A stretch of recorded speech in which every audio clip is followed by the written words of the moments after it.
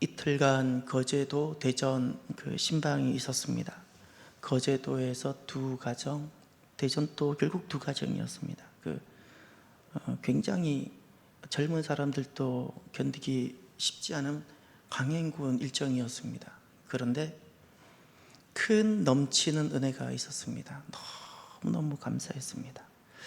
이제 참여하시는 분들이 이제 섬기려고, 거기는 아픈 사연도 있고 그래서 섬기려고 그렇게 참여했는데, 놀랍게도 제가 무엇을 봤는가 하면 하나님께서 신방 대원들을 섬겨주시는 것을 보았습니다. 할렐루야.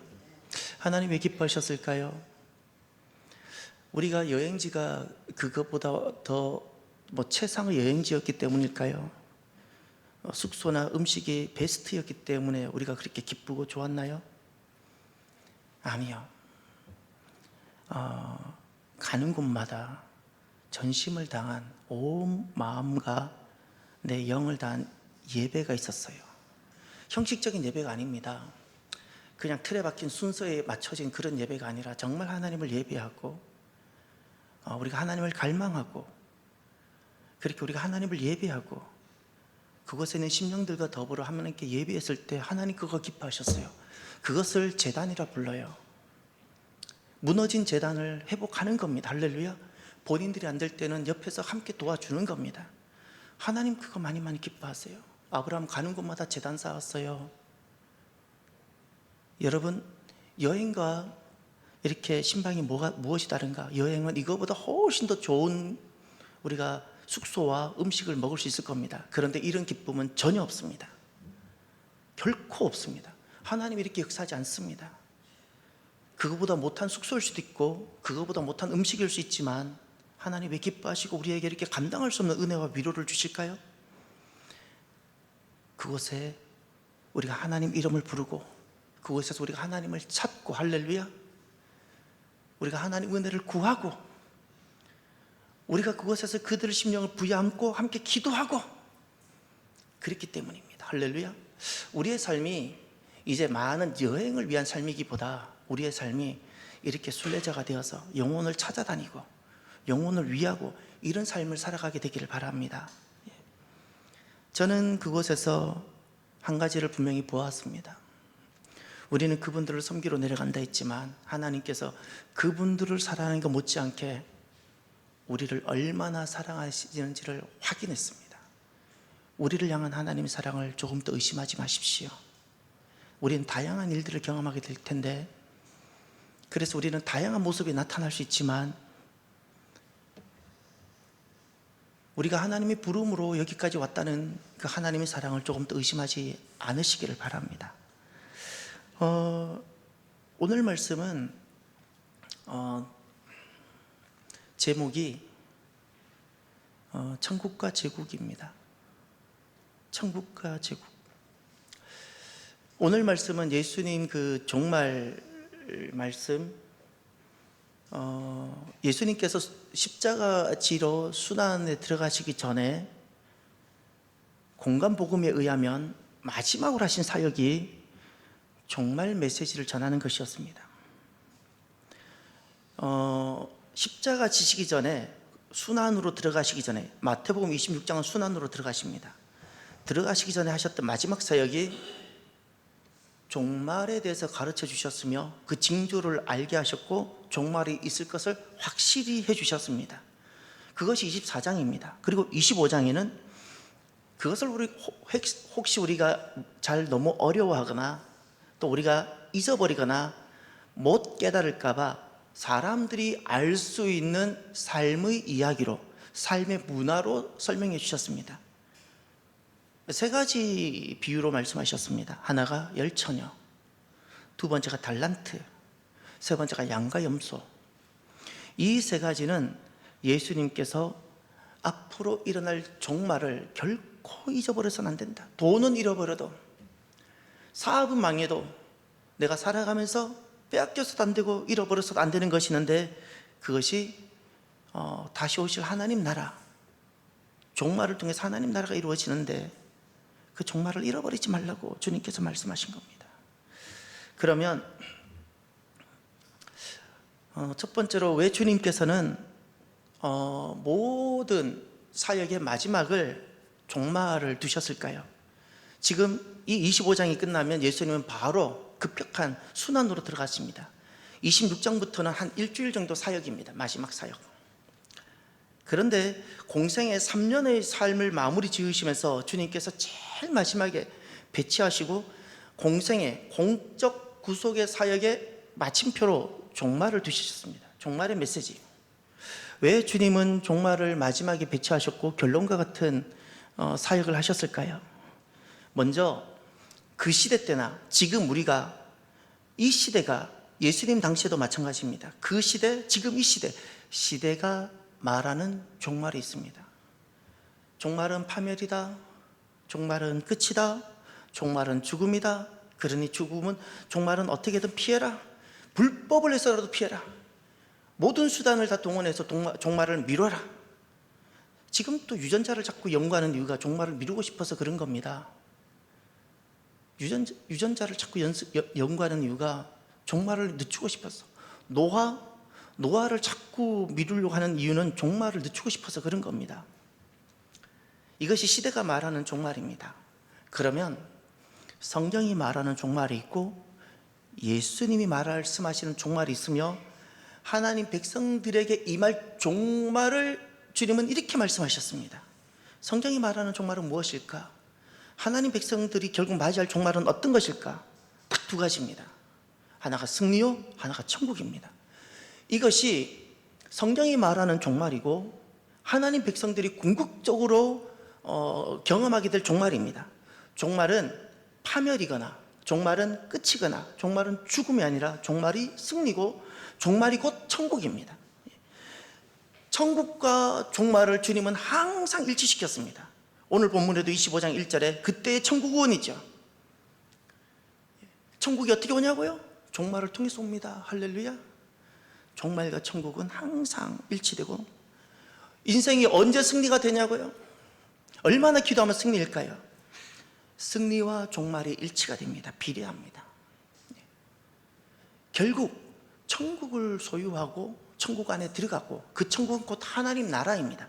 하나님 나라를 한자로 바꾼 것이 천국입니다. 고상한 어떤 낙원 같은 낭만적인 곳이라 여기지 마십시오.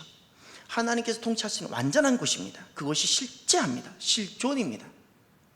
그 하나님 나라가 있습니다. 그냥 망냥 같은 몽롱한 어떤 곳이 아닙니다. 실제로 우리가 하나님을 뵙는, 믿음을 지킨 선진들이 그곳에 있는데 우리가 그곳을 가게 됩니다. 그래서 무엇이 진짜 승리인가? 그리스도인들에게 종말이 승리입니다.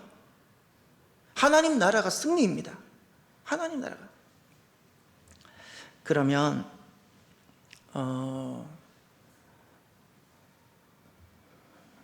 종말론적인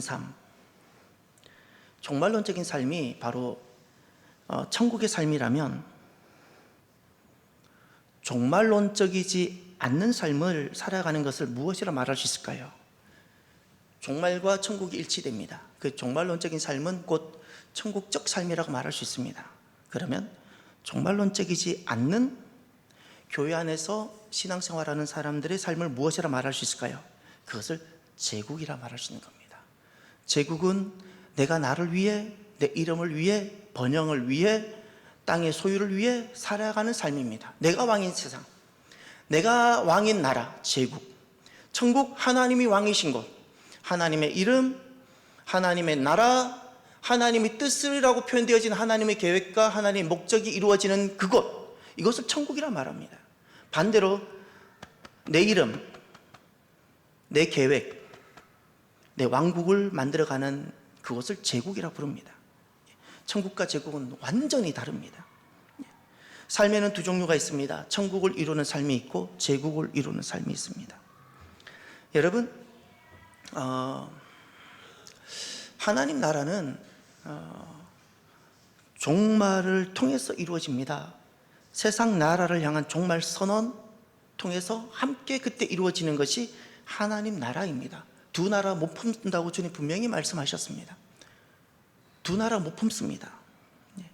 저와 여러분들이 천국을 이루는, 하나님 나라, 그리고 하나님의 그 아름다우신 이름, 하나님의 완전한 뜻을 이루는, 천국을 이루는 삶이 되기를 바랍니다. 거제도 신방 어젯밤 예정보다 많이 좀 늦었습니다. 9시 반에 교회 도착했습니다.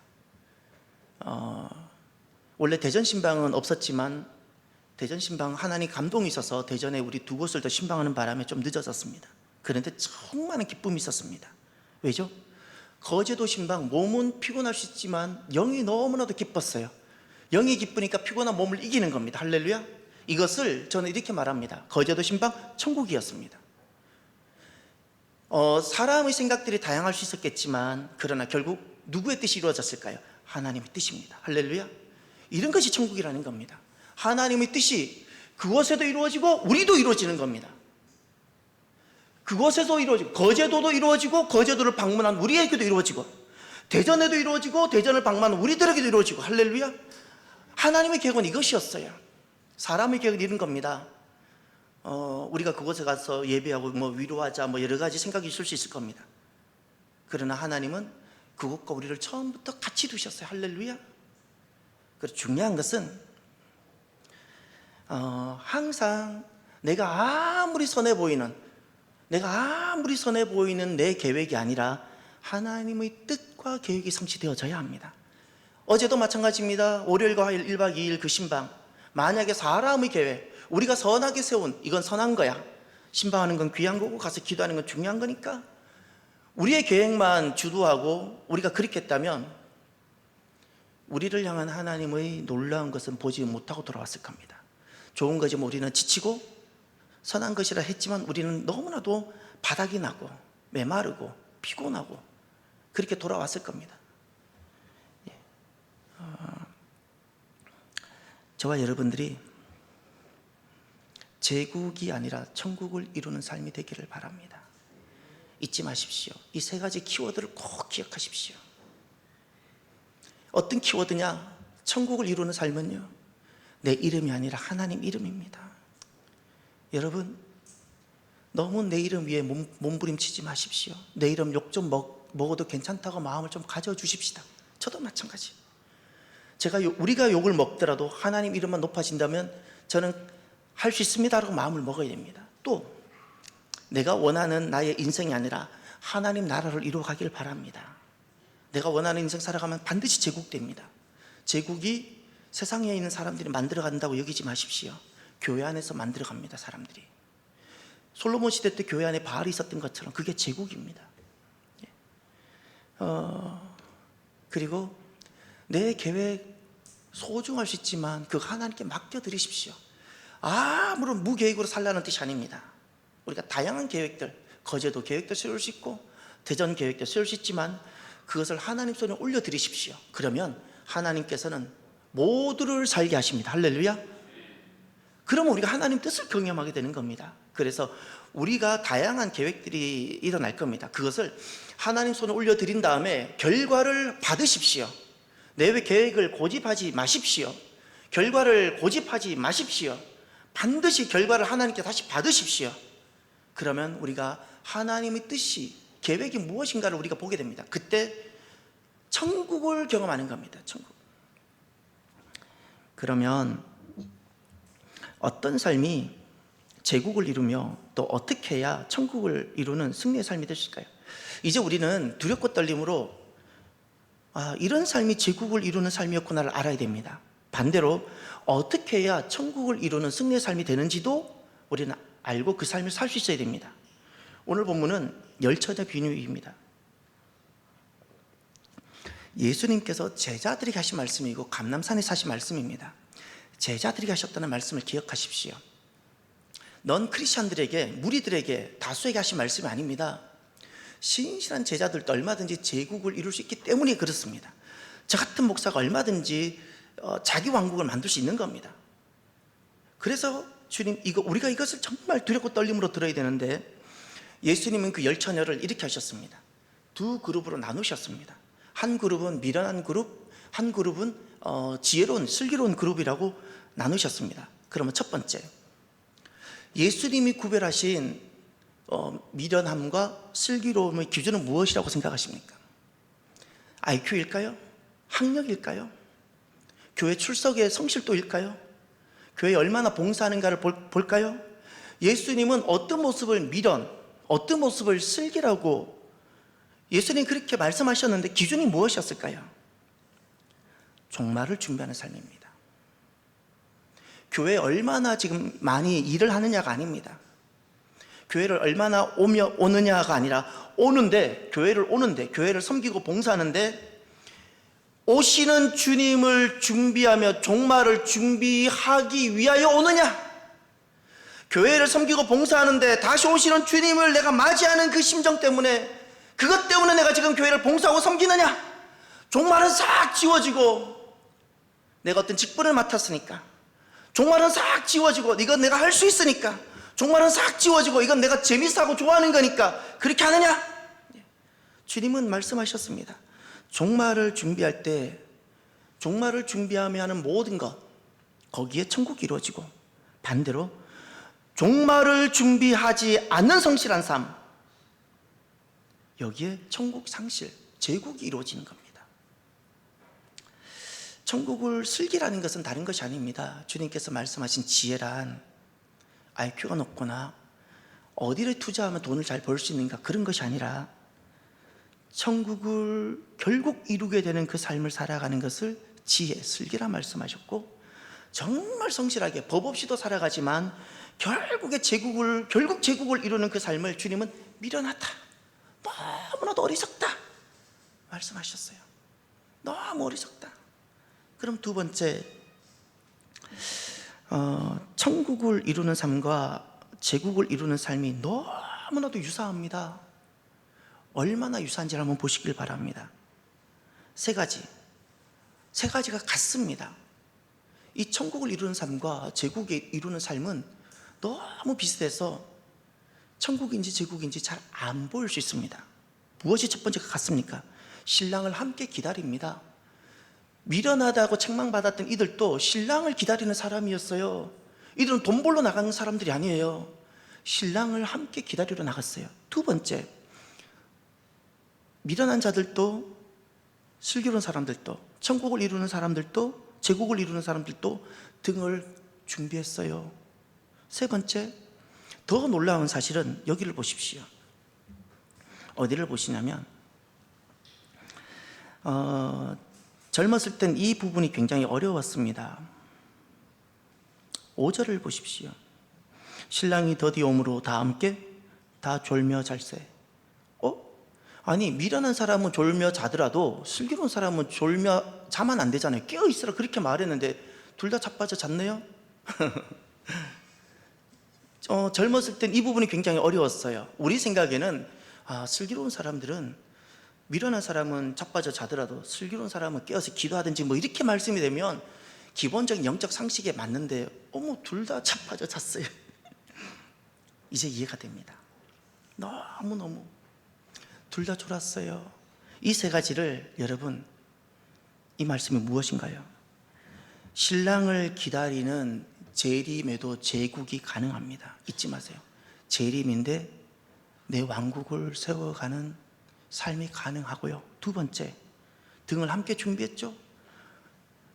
기름이 채워진 것은요, 겉으로는 전혀 안 보입니다.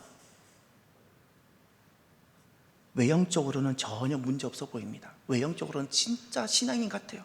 목사가 외형적으로는 목사인 거예요. 외형적으로는 막 교회예요. 외형적으로는 교회 막 일을 많이 해요. 외형적으로 보니까 진짜 성도 같아요. 여러분, 외형적으로는 전혀 문제가 없어 보인다는 사실을 잊지 마십시오. 기름이 있는지 없는지는 안 보입니다. 세 번째, 더 성실하기 때문에 천국을 이루는 것이 아니라는 사실을 기억하십시오. 둘 다, 표현이 좀 죄송한데 제가 잊지 말라고 저는 이 말을 꼭 하고 싶어요. 둘 다 자빠져 잤어요. 천국을 이루는 사람들이 더 성실하거나 천국을 이루는 사람들이 더 고상하거나 이런 경우가 아니라는 겁니다. 그렇지 않았다는 겁니다. 천국을 이루는 삶과 제국을 이루는 삶이 너무 유사하고, 사람의 그 어떤 노력이 더 좋았기 때문에 이런 문제가 아니라는 사실입니다. 그러면 세 번째로, 천국을 이루는 삶과 제국을 이루는 삶이 결국 언제 드러나느냐라는 겁니다. 이게 참 유사하기 때문에 잘 안 보이는데 드러나는 때가 있습니다. 이제 5절과 6절을 보십시오. 신랑이 더디 오므로 다 졸며 잘세 밤중에 소리가 나되 보라 신랑이로다 맞으러 나오라 하며. 아멘. 여기 두 가지가 보입니까? 천국과 제국이 결국 드러납니다. 평소에는 다 똑같습니다. 평소에는 다 천국 같습니다. 그런데 내가 천국인지 제국인지 언제 드러나는가? 첫 번째, 더디 오다 그랬죠. 왜 더디 온다고 여길까요? 주님은 하루도 단 한 번도 더디 오시는 적이 없습니다. 늦으신 적이 없습니다.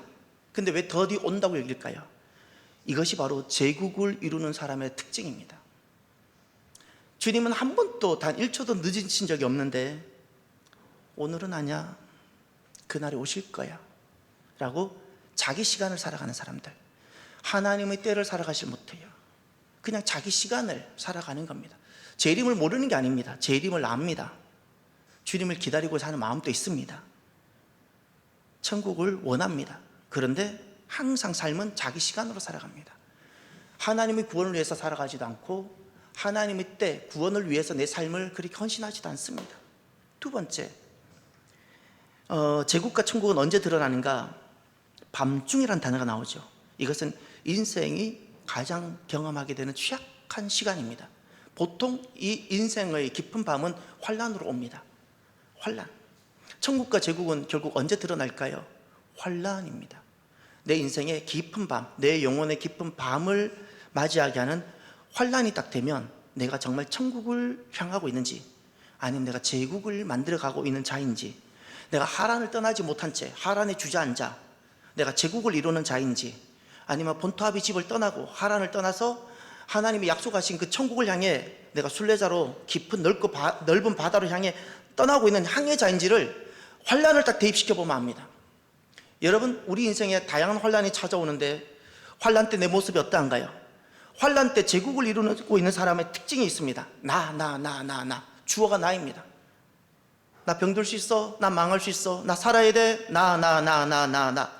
이것이 밤중에 드러나는 제국을 이루고자 살아가는 사람들의 모습입니다. 환난이 딱 들어오면 천국을 이루는 사람들은 그때 힘들 수 있습니다. 그런데도 그때도 한 번 더 일어나서 하나님을 외쳐봅니다. 이 순간에도 내가 나 때문에 내가 하나님의 영광을 가려울까? 내가 믿음을 지키지 못하고 하나님 주신 사명을 감당하지 못할까? 한 번 더 기도해 보는 겁니다. 할렐루야. 그러면서 하나님을 외치는 겁니다. 하나님. 예, 하나님. 누구는 인생의 밤에 나 살려고 주님 버리고 신앙 버리고 나. 근데 누구는 똑같은 고난과 환난 때 내가 이 고난과 환난 때문에 내가 나 때문에 죽으신 그 주님께서 나에게 주셨던 그 구원을 내가 버릴까봐, 내가 그걸 외면할까봐, 주님 내가 모른다 할까봐 한 번 더 나를 또 돌아보고 하나님 주님 외치고 걸어가는 사람이 있어요.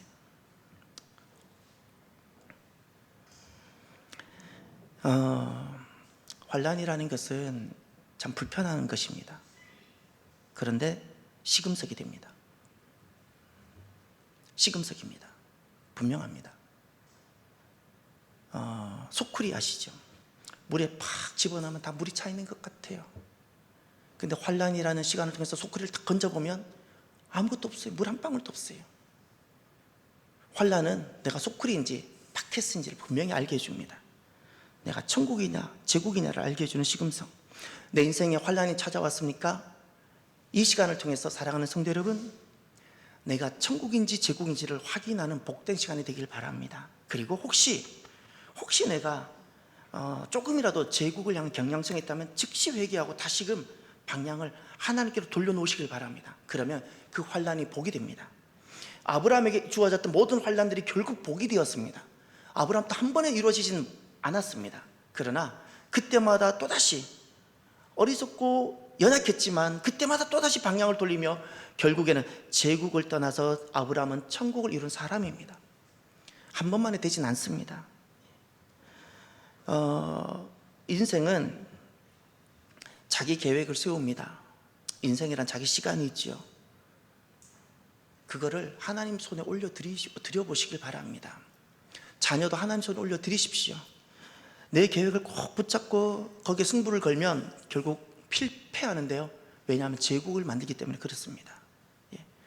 내 시간을 다른 말로 바꾸면 생명입니다. 내가 시간이 있다는 것은 살아있다는 뜻이고 아직도 생명이 남아있다는 뜻인데, 내 시간 하나님 손에 한번 올려드려 보십시오. 하나님 원하시는 대로 사용하시라고. 하나님 원하시는 대로 사용하시라고. 그러면 하나님께서 나를, 이렇게 지푸라기 같이 연약한 자를 하나님은 사용하셔서 하나님의 뜻과 하나님의 나라를 이루는데 나를 사용하시는 겁니다. 그럼 네 번째, 반대로 천국과 제국에 차이점이 있습니다. 어떤 차이점이 있는가? 이것이 참 중요한데 단 한 가지밖에 차이가 없습니다. 비슷한 것은 너무 많고 세 가지나 비슷했는데 차이점은 딱 한 가지였습니다. 그 차이점이 무엇일까요? 그릇 기름입니다. 이제 몇 절을 보시냐면 4절을 보십시오.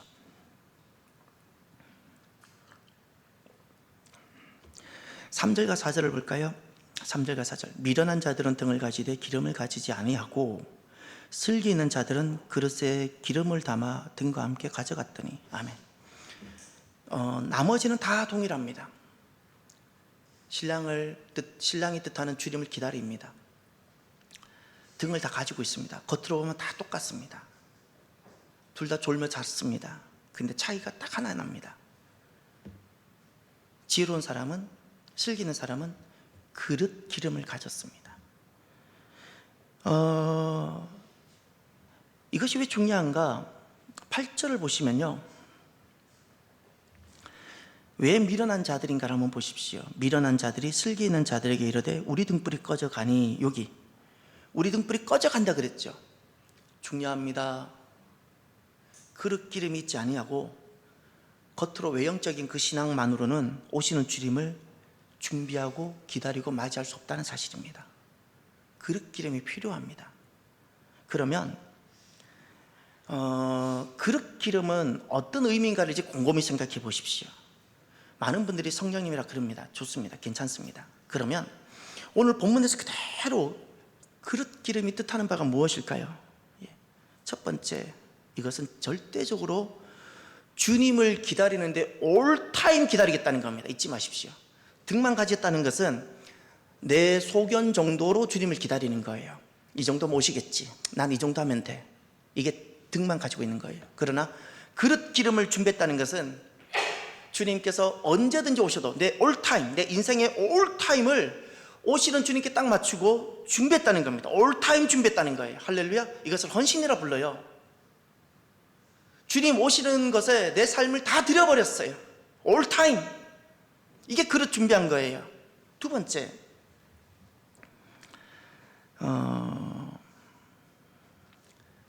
그릇 기름을 준비했다는 것은 이것은 무엇 하나 어떤 프로젝트나 사역이나 잠깐의 어떤 결단을 했다는 뜻이 정도가 아닙니다. 그릇 기름을 준비했다는 것은 내 삶의 방향, 삶의 목적을 재림에 맞추었다는 뜻입니다. 그러니 방향을 거기에 맞춘 겁니다. 한번 잠깐 열정을 내서 한번 기도해보는 그런 것이 아닙니다. 한번 어떤 잠깐 짧은 헌신을 통해서 한번 내가 반짝거리는 것이 아닙니다. 그릇 기름을 준비했다는 것은 삶의 방향입니다. 밤이든 낮이든 내가 잠잘 때든 깨어있을 때든 삶의 방향을 오시는 주님, 신랑 되신 주님께 그냥 맞춰놓고 자는 거예요. 맞춰놓고 내가 낮에 일을 하는 거예요. 맞춰놓고 내가 밥을 먹는 거예요. 맞춰놓고 내가 교회를 오는 거예요. 이게 그릇 준비한 거예요. 등만 가지고 있다는 것은 무엇을 뜻하는가? 주님 오시는 것을 내가 알아요. 주님 오시는 것을 내가 맞이하고 싶어요. 그러나 삶의 방향을 거기에 맞추진 않아요. 삶의 목적을 거기에 두진 않아요. 이 땅에서 좀 잘 살아보고 싶고 번영을 누리고 싶고 너무 목적이 많이 설정되어 있어요. 다양한 목적이 설정되어 있어요. 목적. 여러분, 내가 살아가는 오늘날 내 삶을 한번 돌아보시길 바랍니다. 나는 내 삶의 목적이 지금 어디에 있는지, 다양한 목적이라면 주님께서 보셨을 때는 너는 그릇 기름이 없구나라고 말씀할 수가 있는 겁니다. 세 번째, 그릇 기름 의미는 무엇일까요? 이것은 재림을 아는 삶이 아니고요, 재림의 삶을 헌신한다는 뜻입니다. 모두가 잊지 마세요. 슬기롭거나 미련한 그룹이나 슬기로운 그룹 모두가 재림을 압니다. 재림을 안다는 것은 반드시 어떤 종교적인 그리고 신앙적인 공동체 안에 들어와 있을 수 있다는 뜻입니다. 그런데 그릇 기름을 준비했다 안 했다는 뜻은 그릇 기름을 준비했다는 것은 재림을 아는 수준이 아니고요, 그 재림에 내 삶을 맞추어서 헌신했다는 뜻입니다. 내 삶을 그 재림을 향해서 내 삶을 드리고 내 그렇게 다 맞추어서 살아가는 겁니다. 올타임, 그것도 올타임. 올타임. 어렸을 때 초등학교 때 참 인상적인 제게는 인상적이었습니다. 손양은 목사님이 지으셨죠? 주님 고대가 낮에나 밤에나 가사가 뭐죠? 낮에나 밤에나 내 주님 오시기를 고대합니다. 그래서 저기 구름만 조그마한 구름만 떠도 주님 오실까, 이런 표현이 나와요.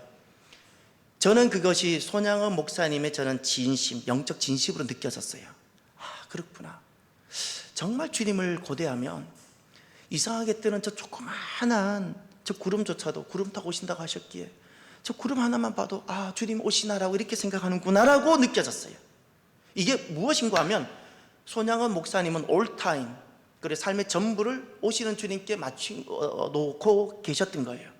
올타임, 그래 내 삶의 전부를 오시는 주님께 맞춰 놓으니까 어떤 고난이 지나가는가? 누가 나쁜 놈이 내 아들을 죽였어요. 누가 거기 안 넘어갈 인생이 누가 있습니까? 분노와 미움과 그 보복하고 싶은 마음이 막 일어날 텐데 내 삶을 온통 올타임 내가 주님 재림에 맞춰 놓으니까 그 아픈 곳조차도 넘어가서 도리어 사랑으로 이겨버려요. 할렐루야. 하나님 나라가 이루어졌어요. 제국이 아니라 하나님 나라. 보통 다 제국을 이룹니다. 제국. 너 보자. 법으로 해서 제국을 다 이룹니다. 아니 보복을 해서 제국을 이룹니다. 근데 오시는 주님께 완전히 올타임 그리고 헌신 딱 되고 나니까 그 고통스러운 환난이 도리어 모두가 사는 천국이 되는 겁니다. 할렐루야. 끝으로 그릇 기름의 의미가 어떤 것일까요? 네 번째입니다. 그릇 기름 자체가 바로 천국입니다. 그것이 바로 천국을 준비했다는 뜻입니다. 그릇 기름을 준비한다는 것이 천국을 준비한다는 뜻입니다. 오늘 본문에 마지막으로 천국과 제국의 삶의 특징이 나옵니다. 두 가지 특징이 나옵니다. 천국과 제국엔 어떤 삶의 특징이 있을까요? 요거를 가만히 귀담아 들어주십시오. 이것을 기억하셔야 됩니다. 첫 번째가 기름을 가진 자들이 매정하게도 나눠주지 않습니다. 어렸을 땐 이거 볼 때 참 매정하다 생각이 들었어요. 이제는 깨달은 바가 있습니다. 여러분, 나눌 수 있는 것이 있고 나눌 수 없는 것이 있어요. 기름을 가진 자들이 나눠주지 않는 것은 매정하고 너무 비인간적이기 때문이 아니라 나눌 수 없는 것이기 때문에 그렇습니다. 쉽게 말하면 신앙생활, 내 곁에 있는 너 때문에 내가 덤으로 은혜를 입는 것이 있는가 하면 신앙생활, 내 곁에 있는 너 때문에 결코 내가 이익을 볼 수 없는 부분이 있어요. 공동체 속에 있음으로 함께 내가 은혜를 입고 유익을 얻는 것이 있는가 하면 아무리 내가 그 공동체 속에 있어도 내가 그 공동체를 통해서 내가 이익을 입지 못하는 것이 있어요. 반드시 내가 준비해야 되는 것, 내가 마련하지 않으면 안 되는 겁니다. 구절을 보십시오. 슬기는 자들이 대답하여 이르되 우리와 너희가 쓰기에 다 부족할까 하노니 차라리 파는 자들에게 가서 너희 쓸 것을 사라. 우리와 너희가 쓰기에 다 부족하다, 안 된다는 겁니다. 이건 나눠주시는 문제가 아니라는 겁니다. 가서 너희 쓸 것을 사라. 잊지 마세요. 구원은 하나님과 나와의 절대적 1:1 관계입니다. 아버지가 목사라고 자동으로 자녀가 구원에 이를까요? 천만의 만만의 말씀. 저는 그래서 거듭거듭 말씀을 드리죠. 내 자녀 아무리 사랑스럽고 내 손자 아무리 사랑스러워도 불신자로 대하라고. 여러분 불신자로 안 대하잖아요. 불신자로 대하고 정말 흔들고 또 흔들어 봐서 사랑할수록 흔들어 보십시오. 믿음이 있는가를, 정말 구원의 확신이 있는 자를, 정말 하나님 주신 영생이 있는가를 확인될 때까지 흔들어 보셔야 돼요. 왜 내 통장에 있는 금고는 잃어버릴까 봐 거듭거듭 확인하면서 그거보다 비교할 수 없는 소중한 내 자녀들의 영혼의 생명만큼은 확인해 보지 않고 그냥 구원 받겠지라고 그렇게 단정 지으시나요?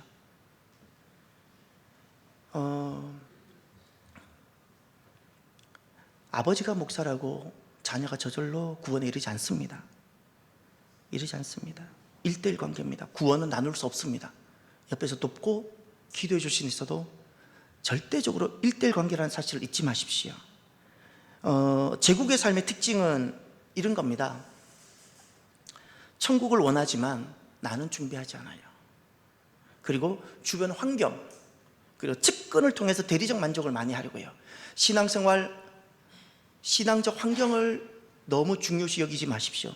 좋은 것일 수는 있습니다. 그러나 내 신앙생활을 결정하는데 주변적, 종교적, 그리고 여러 가지 환경이 기준이 되지 마십시오. 또 그 멤버들이 소중합니다. 그러나 그들을 통해서 내가 대리 만족하려고 하지 마십시오. 신앙생활 아닙니다. 이건 제국을 이루는 겁니다. 신앙생활은 결국 하나님과 나입니다. 하나님과 나 잊지 마십시오. 두 번째, 천국과 제국의 삶의 특징이 하나 있습니다. 기름을 사러 간 사이에 문이 닫혔다는 사실입니다. 10절을 보십시오. 그들이 사러 간 사이에 신랑이 오므로 준비하였던 자들은 함께 혼인잔치에 들어가고 문은 닫힌지라. 잊지 마세요. 문이 닫혔어요. 사러 갔는데 문이 닫혔어요. 이 사실을 기억하십시오. 밀어난 그룹이 기름을 사러 갔어요. 근데 문이 닫혔어요. 기름 사러 가지 않은 것도 아니에요. 기름 사러 갔어요. 문 닫혔어요. 이것이 제국의 특징이에요. 무엇일까요? 기름은 그때 그날 사는 것 아닙니다. 오늘 준비해야 되는 것이 그날 기름이고요. 내일은 문이 닫힙니다. 잊지 마세요. 우리는 오늘과 내일밖에 없습니다. 오늘 나는 기름을 준비하고 내일은 문이 닫힙니다. 내일 내가 기름을 준비한다고요? 아니요. 늦습니다. 기름은 오늘 마련하는 겁니다. 제국의 삶은 이런 겁니다. 제국의 삶은 재림을 압니다. 재림을 압니다. 재림을 너무 잘합니다. 계시록도 잘합니다. 그런데 오늘 재림을 준비하는 삶을 살지는 않습니다. 필요하면 하리라 생각을 합니다. 그런데 오늘 마련하진 않습니다. 천국의 삶은 이런 겁니다. 결국 승리하는 삶, 종말론적인 삶은 이런 겁니다. 재림을 압니다. 그리고 그 재림을 믿습니다. 그렇기 때문에 오늘을 재림을 준비하는 종말론적인 삶을 삽니다. 이것이 천국을 이루는 삶입니다. 오늘 저와 여러분의 삶을 이제 한번 돌아보시길 바랍니다. 여러분 이렇게 한번 해보면 참 좋겠습니다. 제가 해보는 방법입니다. 저도 자꾸 잘 안 될 수도 있기 때문에 제가 제 자신에게 도입해보는 적용이 무엇인가니 이런 겁니다. 오늘 밤에 만약에 주님이 오신다면 나는 떠날 준비가 되어져 있는가를 자주 질문해 봅니다. 사랑하는 성도 여러분, 우리가 천국과 제국의 삶이 참 모호합니다. 근데 이건 너무 중요합니다. 내가 제국의 삶이 되면 안 되지 않겠습니까? 목사님, 제가 이렇게 말씀을 전하다가 제가 버림받으면 안 되지 않겠습니까? 저는 정말 제가 재림을 준비하는 삶이고 싶습니다. 여러분, 오늘 저와 여러분들이 오늘 밤에 주님이 재림하신다면 나는 재림을 준비하는 종말론적인 삶인지 아닌지 우리는 이해할 수 있습니다. 내가 내 삶이 어떤지 알 수 있습니다. 오늘 주님이 오신다면 내 삶이 오늘 오시는 그 주님을 맞이하고 영접할 수 있는 삶이 되기를 바랍니다. 깨어있다는 것은 다른 것이 아닙니다. 이제 우리가 분명히 말씀할 수 있습니다. 13절에 그런즉 깨어있으라 말씀하셨죠. 깨어있다는 것은 딱 이겁니다. 두 가지가 들어가야 됩니다. 첫 번째가 오늘입니다. 두 번째가 내가 스스로 그 재림에 헌신해야 됩니다. 이것이 깨어있는 겁니다. 오늘입니다. 내일 아닙니다. 오늘 오시는 주님 그 재림에 내가 오늘을 헌신하며 살아가는 겁니다. 그런데 이 헌신이 올타임이 되어져야 됩니다. 올타임. 이것을 주님께서 슬기롭다 말씀하셨습니다. 기도하겠습니다. 오늘은 제가 기도합니다. 하나님, 우리를 긍휼히 여겨주셔서 지난날 감람산에서 제자들에게 주셨던 종말에 대한 비유 첫 번째, 열처녀 말씀을 통하여 주여 우리가 깨어있게 하옵소서. 종말이 준비되는 오늘의 삶을 살게 하옵소서. 반드시 오시는 그 주님의 재림에 내가 자발적으로 기쁨으로 헌신하는, 올타임 헌신하는 삶이 되게 하옵소서. 오늘도 주님께서 나를 보실 때, 우리를 보실 때 슬기로운 그룹이기를 원합니다. 감사하며 예수님 이름으로 기도드립니다. 아멘. 지금은 다시 오실 우리 주 예수 그리스도의 크신 은혜와 종말론적인 삶을 살아가는 이들을 기뻐하시는 하나님 아버지의 인자하신 사랑하심과 성령님의 감화 감동 교통 역사하심, 올타임 오시는 주님 재림을 준비하며 헌신하기로, 그 재림에 헌신하기로 결단하는 사랑하는 모든 성도들 머리 위에 거제도 귀한 하나님의 가정들과 대전 그 귀한 하나님의 가정들 위해 이제로부터 영원토록 함께 하시기를 간절히 축원하옵나이다. 아멘.